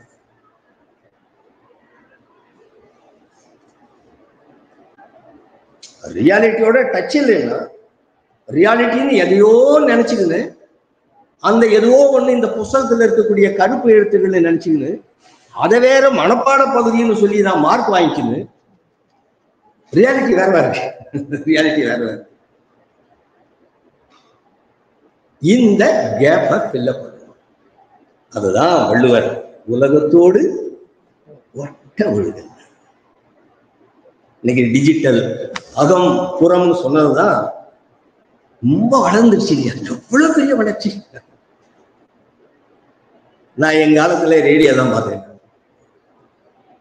1957 6வது படிக்கிறேன். அப்பதான் ரேடியோ பார்க்கிறேன். நீங்க எங்கேயோ ஒரு புத்தகம் வேணும்னா லைப்ரரிக்கு போய் தேடி கிடக்கும் பாருங்க. அப்படி தேடுவோம். அந்த புத்தகம் எடுத்து போயிட்டாங்க. இன்னைக்கு என்னன்னா, சாதாரணமா ஒரு விஷயத்த சொன்னா நீங்க யூடியூபுக்கு போறீங்க, அங்க போறீங்க, இங்க போறீங்க. எவ்வளவு பிளாட்ஃபார்ம், ஓடிடி, இன்ஸ்டாகிராம், டிக்டாக். அமெரிக்காவே பயப்படுது டிக்டாக் பார்த்து. எவ்வளவு பெரிய ஆப்பர்ச்சுனிட்டி உங்களுக்குலாம். நீங்கெல்லாம் கண்டென்ட் கிரியேட்டர். எதை வேணாலும் எழுதலாம். நீங்க எதை வேணாலும் எழுதுனா ரைட்டு தப்பு கண்டுபிடிக்கிறதுக்கு ஒரு சாஃப்ட்வேர் வந்துருச்சு. அதையும் ஃபேஸ்புக் எடுத்துருச்சு. அவ்வளவு பிளாட்ஃபார்ம், அவ்வளவு பெரிய உலகம். உலகம் ரொம்ப பெருசா போயிடுச்சு. ரொம்ப பெரிய உலகம். மண்ணுலகம் சுருங்கிடுச்சு. உலகம் ரொம்ப பெருசா போயிடுச்சு. சோசியல் வேர்ல்டு ரொம்ப பெருசா. நல்ல கவனி. வள்ளுவரோ சேக்கிழாரோ உலகம் என்று சொல்லுகிற போது சமுதாயத்தை சொன்னாங்க. இந்த வெறும் மண், செடி, கொடி, தாவரம், சூரியன், காற்று இதை பத்தி பேசல. சோசியல் வேர்ல்டு ரொம்ப பெருசா மாறி போச்சு. நீங்க ரொம்ப ஒரு விஷயம் வேணுமா, அமெரிக்காவோட பேசலாம். அங்க இருந்து பணம் அனுப்பணுமா, உடனே எல்லாம் வந்துடும். பட் சோசியல் வேர்ல்டு ரொம்ப ரொம்ப பெருசா இல்ல. அது இந்த இடம் புரியுதா பாருங்க. சோசியல் வேர்ல்டு ரொம்ப பெருசா போச்சு. ரொம்ப காம்ப்ளெக்ஸா இருக்கு. ரொம்ப காம்ப்ளெக்ஸா மாறி போச்சு.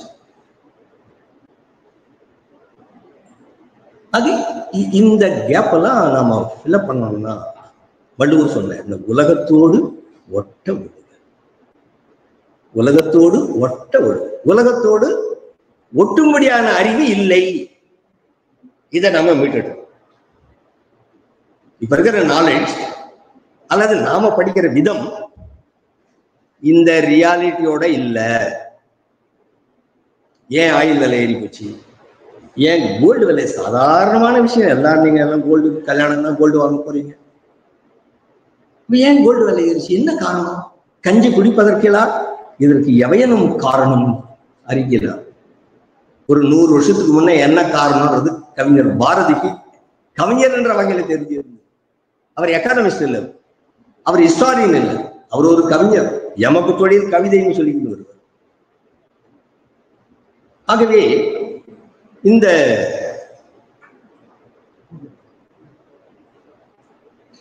இந்த கேப்பை ஃபில்அப் பண்றதுக்கு தான் நமக்கு திருக்குறள்.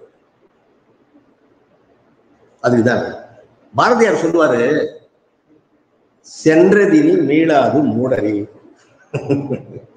இப்ப மீட்டு உருவாக்கம்னு சொல்றோம். பாரதியார் ஒண்ணு சொல்லுவாரு, சென்றது இனி மீளாது. மீளும்னு நீங்க சொன்னீங்கன்னா பாரதியார் சொல்றாரு மூடரேன்னு சொல்றாரு. இது எப்படி புரிஞ்சுக்கிறது? அரங்கத்தின் தலைவர், கல்லூரி முதல்வர் மிக அழகாக சொன்னார். இப்ப நான் கேட்ட கேள்விக்கு அவர் விடைய சொல்லிட்டாரு. எலிசபெத்துக்கு போனாங்க. நீங்க எலிசபெத் எல்லாம் படிக்காம மாடர்ன் வேர்ல்ட புரிஞ்சுக்க முடியாது. இது ஆங்கில இலக்கியமா தமிழ் இலக்கியமா எல்லாம் பேசி கிடக்காது. ஆங்கில இலக்கியம் எல்லாருக்கும் தெரியும். நான் சமீபத்துல, நான் தமிழ் பேராசிரியர், நான் ஆங்கில இலக்கியம் தான் சேர சொல்றேன் எல்லாரும். என்ன மாடர்னிசம்னா என்ன, மாடர்னிட்டினா என்னன்னு தெரியும். நீங்க இங்கிலீஷ் லிட்டரேச்சர் படிச்சாங்க.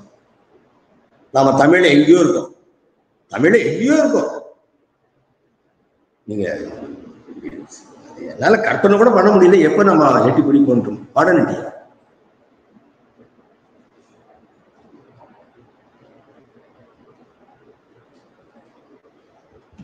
ஆகவே என்னமோ சொல்லிட்டேன், இந்த கேப்பை ஃபில்அப் பண்ணணும்னு வச்சுக்கோங்க.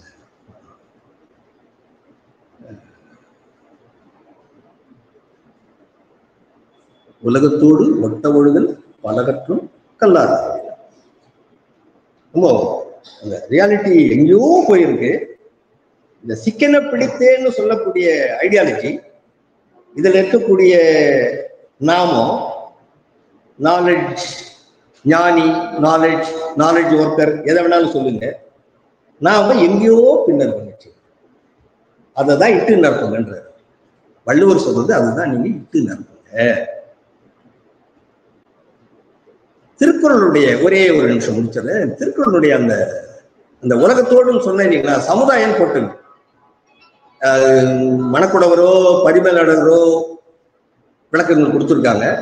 ஆமா, அந்த உலகத்தோடு ஒட்டவன சமூகத்தோட, ஊரோட ஒத்துப்போம், ஊரோட ஒத்துப்போம். என்னங்க இன்னைக்கு அதுக்கு அதெல்லாம் நீங்க பிரச்சனை மாட்டீங்க.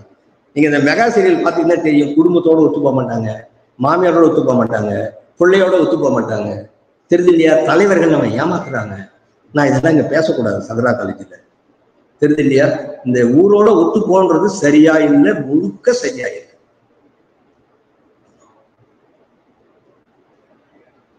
திருக்குறளுடைய அமைப்பு பார்த்தீங்கன்னா முதல்ல என்ன எழுங்க, பொருட்பால் அறத்துப்பால். அது தனிநபரை பற்றியது. நான் முடிச்சிடறேன்னு சொல்லிட்டு தொடர்ந்து பேசிக்கிறேன். அறத்துப்பால் தனி மனிதர்கள், இண்டிவிஜுவல்ஸை பற்றியது. வள்ளுவர் காலத்து இண்டிவிஜுவலிசம் வேற, அன்னைக்கு இண்டிவிஜுவலிசம் கிடையாது. இன்னைக்குதான் இண்டிவிஜுவலிசம். ஐயா சொன்னாங்க இல்லையா, எலிசபெத் காலத்துல தான் இண்டிவிஜுவலிசம். உங்களுக்கென்று ஒரு இருக்கக்கூடிய தனித்தன்மை, நாட் தனி நபர். தனிநபர் காட்டு பிராண்டி காலத்திலிருந்தே இருக்காங்க. இந்த இண்டிவிஜுவல்ஸ் எப்படி இருக்கணும்? போய் சொல்லக்கூடாது, கேப் மாதிரியா இருக்கக்கூடாது, சொல்றாங்க. அதுக்கப்புறம் பாத்தீங்கன்னா ஒரு சொசைட்டி பற்றி பொருட்பால், பொருள் என்றால் மீனிங், மீனிங் என்றால் உலகம், உலகம் என்றால் சமுதாயம். இது முழுக்க முழுக்க சொசைட்டி பற்றி. வரி எப்படி போகணும், குடி செயல்கள் எப்படி, அரசன் எப்படி இருக்கணும், இதெல்லாம் ஒரு மேக்ரோ லெவல்ல என்ன சொசைட்டியை பத்தி. அதுக்கப்புறம் காமத்துப்பால், அது ஒரு நபருது ஹாப்பினஸ், சந்தோஷமா இருக்காது. காமத்துப்பால்னா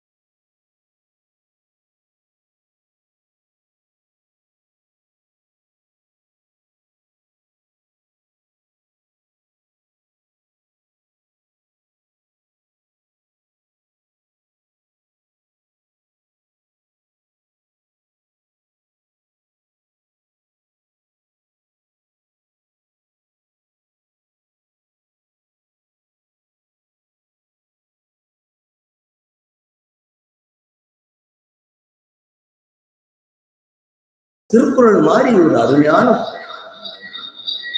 பழைய இலக்கியம் நமக்கு வேறு எதுவும் இல்லைன்னு வச்சுக்கோங்க. கீதை இருக்கிறது, எல்லாமே இருக்கிறது, கீதையும் படிக்கணும். ஆகவே நாம் இப்ப இருக்கக்கூடிய சமூக பிரச்சனைகளுடைய முக்கியமான தீர்வாக இந்த உலகத்தோடு ஒட்ட ஒழுகல் என்கிற அந்த கருத்தை மீண்டும் வலியுறுத்தி விட்டு நான் எனக்கு வாய்ப்பு தந்தமைக்கு நன்றியை சொல்லிக்கொண்டு விடைபெறுகிறேன்.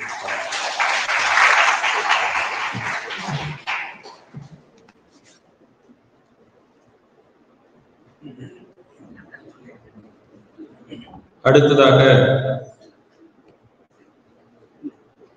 திருக்குறள் அமிர்தத்தை எல்லோருக்கும் கொண்டு சேர்க்க வேண்டும் என்ற நோக்கத்தோடு காஞ்சிபுரத்தில் உலக பொதுமறை திருக்குறள் பேரவை என்கிற அமைப்பை ஏற்படுத்தி பயிற்றுனராகவும் விளங்கி கொண்டிருக்கக்கூடிய இந்த கருத்தரங்குக்கு வருகை தந்து நூலினுடைய பிரதியை பெற்றுக்கொண்ட திரு குறள் அமிழ்தன் அவர்களை வாழ்த்துரை வழங்க அழைக்கிறேன்.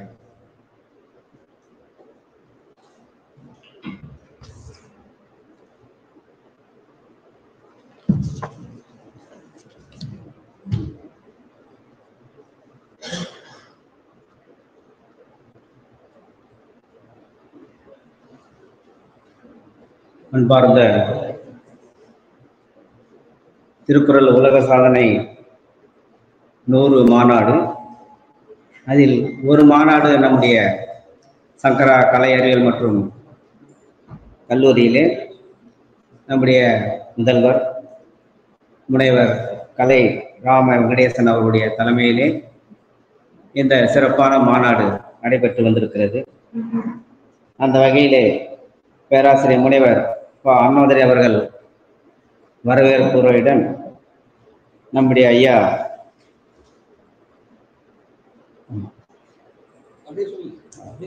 பேராசிரியர் முனைவர் அண்ணாதுரை அவர்கள் தான் நூல்களை வெளியிட்டார், நான் பெற்றுக்கொண்டேன். வரவேற்புரை ஐயா முனைவர் ஜே ராதாகிருஷ்ணன் அவர்கள், இங்கு அவையில் வீட்டிற்கும் பேராசிரியர்களே, பத்திரிகை நண்பர்களே, கல்லூரி மாணவ செல்வங்களே, உங்கள் அனைவருக்கும் என்னுடைய முதற்கண் வணக்கத்தை தெரிவித்துக் கொள்கிறேன்.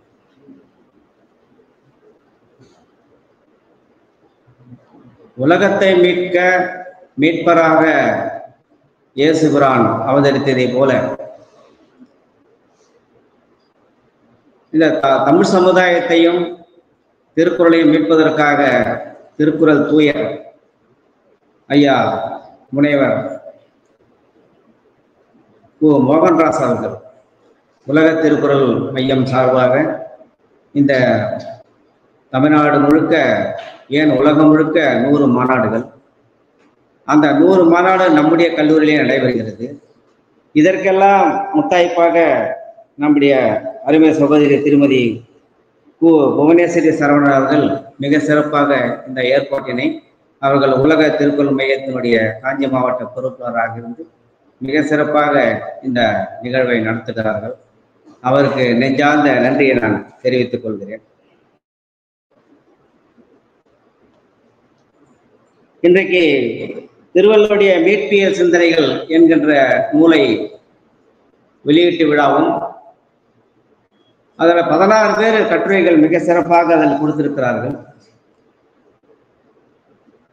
திருக்குறளை பற்றி சொல்ல வேண்டுமானால், அதிலும் குறிப்பாக நம்முடைய சங்கரா கலை மற்றும் அறிவியல் கல்லூரி மாணவர்கள் நாங்கள் கடந்த டிசம்பர் மாதம் 23ஆம் தேதியிலிருந்து 31ஆம் தேதி வரைக்கும் நடந்த ஐயன் திருவள்ளுவருடைய சிலை வெள்ளி விழா, அந்த பேரறிவு சிலையினுடைய நிகழ்வுகள் ஒரு வாரம் நடந்தது. எங்கன்னா நம்முடைய சின்ன காஞ்சிபுரம் ரங்கசாமி கோலம் அருகே உள்ள பேரறிஞர் அண்ணா நூலகத்திலே அங்கே நடந்தது. அதில் நாங்கள் அதிகமான கல்லூரிக்கு நாங்கள் சொல்லலை, நான் தான் அது தொகுப்பாளராக இருந்து அதை நடத்தணும். அதில் குறிப்பாக காஞ்சி கிருஷ்ணா, நம்முடைய சங்கரா கல்லூரி, SSKV கல்லூரி, மகளிர் கல்லூரி, இது 3 தான் நாங்கள் சொன்னோம். 10 பேர் அனுப்பணும். ஒரு 3 பேரை தவிர 27 பேர் அந்த கருத்தரங்கிலே கலந்து கொண்டார்கள். திருக்குறளில் மேலாண்மை சிந்தனைகள், எனக்கு பிடித்த குறள், திருக்குறளே உழவு சார்ந்த சிந்தனைகள் என்று பல 7 தலைப்பு கொடுத்தோம். அந்த 7 தலைப்புல நம்முடைய சங்கரா கல்லூரி மாணவர்கள் தான் 2 பரிசு அடிச்சுட்டு போனாங்க.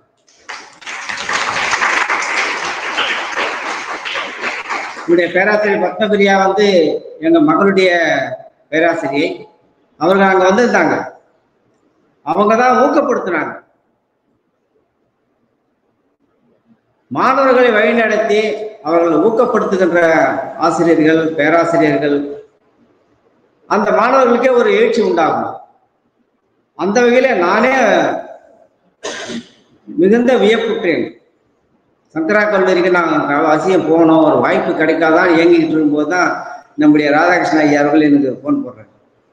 ஐயா அந்த மாதிரி சங்கரா கல்லூரி பேசுறேன். ஐயோ இப்போதான் நினச்சிக்கிட்டே இருந்தேன், இப்போதான் அந்த மாணவர்கள் பேசுகிற குறிப்பெல்லாம் எடுத்து வச்சுட்டு அப்படியே அசை போட்டுட்டு இருந்தேன். எவ்வளோ அற்புதமாக பேசுனாங்க குழந்தைங்க.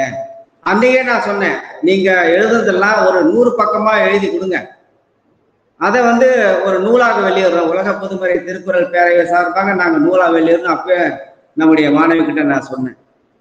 அந்த அளவுக்கு மிக சிறப்பாக தன்னுடைய அவங்க திறனை வெளிப்படுத்தி வித இருந்தது. அது ஒரு இயல்பான நடை. திருக்குறளை ஆழ்ந்து அகன்று அதை அகழ்வாய்வு செய்திருக்கிறார். அவ்வளோ சிறந்த உரையை நம்முடைய சங்கரா கல்லூரி மாணவிகள் அன்னைக்கு கொடுத்தாங்க. நான் வரணுமே நினைச்சிருந்தேன். ஒரு சிறப்பான நிகழ்வை பெருமை உடையவர் ஆற்றுவார் ஆற்றின் அருமை உடைய செயல் என்று கூறுவது போல மிக சிறந்த விழாவினை என்னை பேச அழைத்திருக்கிறார்கள். எனக்கு ஒரு 5 நிமிடம் பேசுங்கன்னாங்க. ஐயா பத்தாதுங்க ஐயா, நாங்கள் நிறைய அதில் தோஞ்சிருக்கிறதுனால எங்களுக்கு கூடுதலாக நேரம் வேணுன்னு. சரி ஒரு 10 நிமிடம் இல்லை 15 நிமிஷம் பேசுங்கன்னாங்க. அதனால கூடுதலாக ஒரு 5 நிமிடம் போயிட்டாலும் நீங்கள் பொறுத்தருள்க. இந்த வேட்பியல் சிந்தனையிலே பார்த்தீங்கன்னா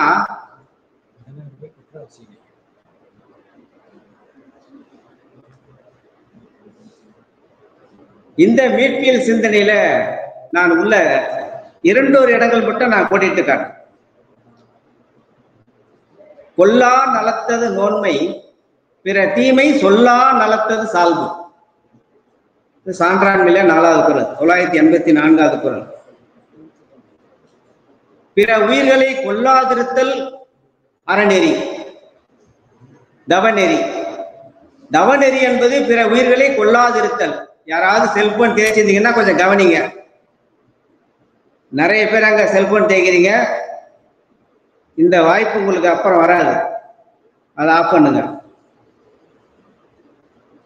பிற தீமை சொல்லா நலத்தது சால்பு. உயிர்களை கொல்லாதிருத்தல் தவநெறி. எந்த ஒரு பிறருடைய தீங்கையும் பிறரிடத்துல சொல்லாதீர்கள். யாருடைய தீமைகளையும் யாருடைய குற்றம் குறைகளையும் நீங்கள் இதை சொல்லிட்டு இருக்காதீங்க. அதுதான் சால்புன்னு விளக்கம் கொடுக்குறாரு. எதுடா சால்புன்னா, பிற தீமை சொல்லா நலத்தது சால்பு. பிற தீமை சொல்லா நலத்தது சால்பு. அப்படியே வாங்க. வாய்மை எனப்படுவது யாதெனின், யாதொன்றும் தீமை இல்லாத சொல்லல். எது வாய்மை என்றால் யாதொன்றும் தீமை இல்லாத சொல்லல்.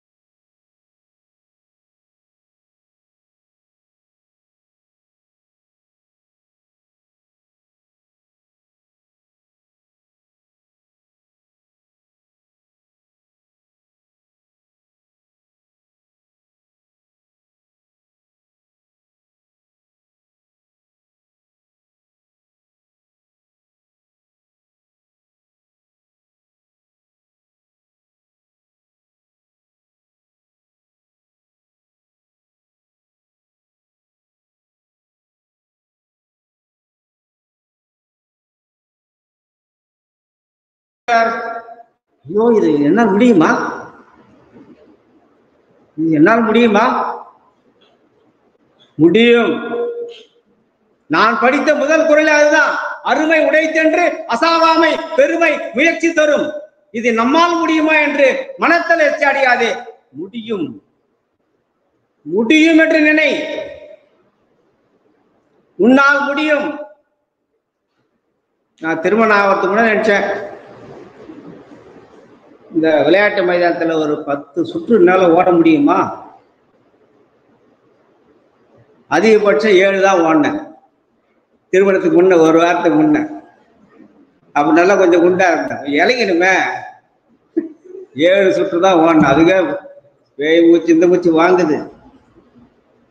இன்னைக்கு முடிச்சங்க 10 ரவுண்டு, 10 சுற்று இன்னைக்கு ஓடி முடிச்சேன். பணி நிறைவு பெற்று ஒரு ஆண்டுக்கு மேல ஆகுது. 61 முடிய போகுது, 62 பிப்ரவரி 1 வந்தா 62 தொடங்க போகுது. 10 சுற்று ஓடி முடிச்சேன். முடியாதுன்னு இல்ல, எல்லாமே முடியும். வினை வலியும், தன் வலியும், மாற்றான் வலியும், துணை வலியும், தூக்கி செயல். ஓரளவுக்கு எடை போட்டு பார்த்துக்க முடியுமா? முடியும். கொஞ்சம் முயற்சி பண்ணுங்க. முயற்சி திருவினையாக்கும். முயற்சியின்மை இன்மை பிகுத்தி விடும். சொல்றார் திருவள்ளுவர், தெய்வத்தான் ஆகாது எனினும் முயற்சி தன்மை ஒருத்த கூலி தரும்.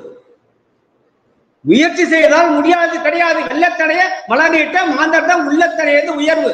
அப்துல் கலாம் ஐயா சொல்றார், உள்ளுவதெல்லாம் உயர்வுள்ளல், மற்றது தள்ளினும் தள்ளாமை நீர்ப்பு. நீர்ப்பூக்களுடைய அளவு, தண்ணீரின் அளவுதான் நீர்ப்பூக்களுடைய அளவு. தாமரை தண்டு தண்ணி வத்தி போச்சு, ஒரேடியா வெள்ளம் வருது. 10 நாள்ல அந்த தாமரை தண்டு அள்ளித்தண்டும் அப்படியே மேல வருது. அப்ப ஒவ்வொருவரும் ஊக்கம் பெற வேண்டும் என்று சொல்லுகிறார். வெள்ளத்தனைய மலர் நீட்ட மாந்தர் தான் உள்ளத்தனையது உயர்வு. வாழ்க்கையில உயர வேண்டும். நான் என்னவாக போறேன், இலக்கு வைத்து நீங்கள் பயணியுங்கள். உங்க வாழ்க்கையில இலக்கு வையுங்க. இலக்கு இல்லாமல் பயணிக்காதீங்க. அதற்காக திட்டமிடுங்க, பயிற்சி பண்ணுங்க, முயற்சி பண்ணுங்க. பயிற்சியும் முயற்சியும் திட்டமிடலும் தான் உங்களோட வாழ்க்கையில உயர்த்தும்.